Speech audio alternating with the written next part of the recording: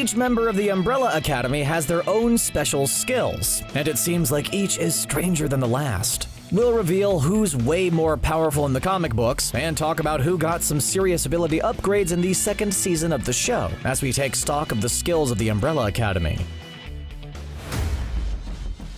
Luther Hargreaves has the dubious honor of being named number 1, even if his father is the only one who calls him that. Season 2 proved that he really does better as a follower than a leader, but that doesn't mean he doesn't have some impressive powers. And a totally normal-sized torso. Luther's power is super strength, and apparently it comes naturally to him since he told Five he doesn't know what a spotter is. Not only is he strong, but he's durable and is able to shrug off attacks that would seriously injure someone who doesn't wear extra medium shirts like Luther clearly does. Okay, so even though he prefers to hide it, let's address the elephant in the room, and by that I mean the gorilla on Luther's chest. Reginald once healed him by giving him an ape torso, which may have made him stronger, but I think it may have hurt his self-esteem just a touch.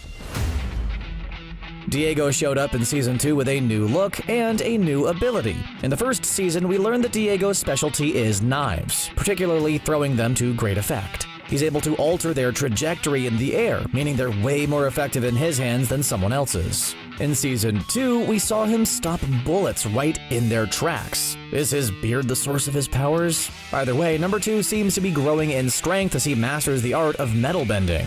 In the comics, his nickname, the Kraken, is a result of his ability to hold his breath indefinitely. It's possible he still has this skill, but we haven't exactly seen evidence of it yet. Maybe they're saving it for Season 3. There are some sentences which are always going to cause trouble, like, "we need to talk," or "what's the worst that could happen?" But in Allison's case, you never want to hear the phrase, "I heard a rumor."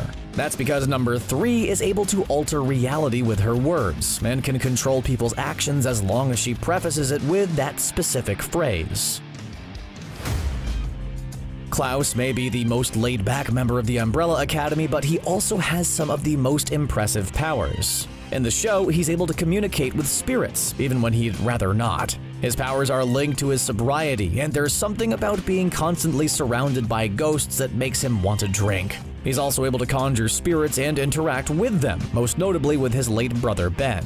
In the comics, number 4 can also use telekinesis, possess others, and levitate, without Ben secretly holding him up.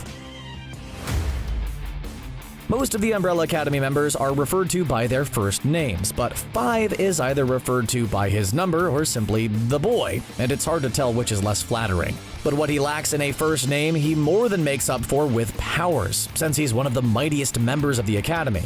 He can teleport himself, other people, and objects, although doing so repeatedly can get exhausting.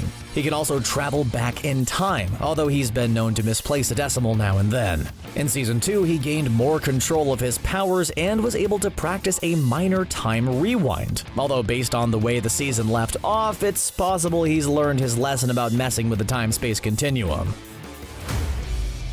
Number 6 is poor unfortunate Ben, who perished way back when he was just a kid. Season 2 gave us a better, though ghostly, glance at what it looks like when he uses his ability, and frankly, it's less than pretty. He can open up a portal to another dimension in his stomach, and that dimension just so happens to be filled with monsters. In the second season, he also displayed the ability to possess other people, possessing Klaus and later entering into Vanya's mind. And speaking of Vanya, careful, because there will be some plot spoilers here.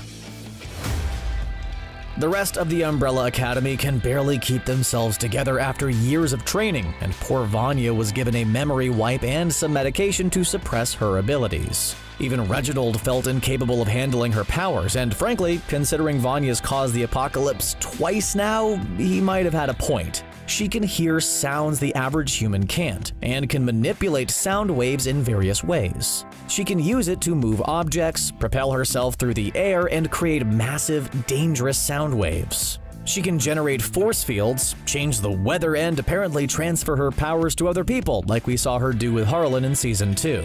Although Vanya seemed confident that she had recovered her powers from Harlan, the fact that he was levitating a toy bird seems to indicate otherwise. Since our heroes arrived back at their proper place on the timeline only to find out that the Umbrella Academy had now become the Sparrow Academy, I'm kinda getting the vibe that we haven't seen the last of Harlan. I've got a feeling that our heroes are all going to learn an important lesson about messing with the time-space continuum in Season 3.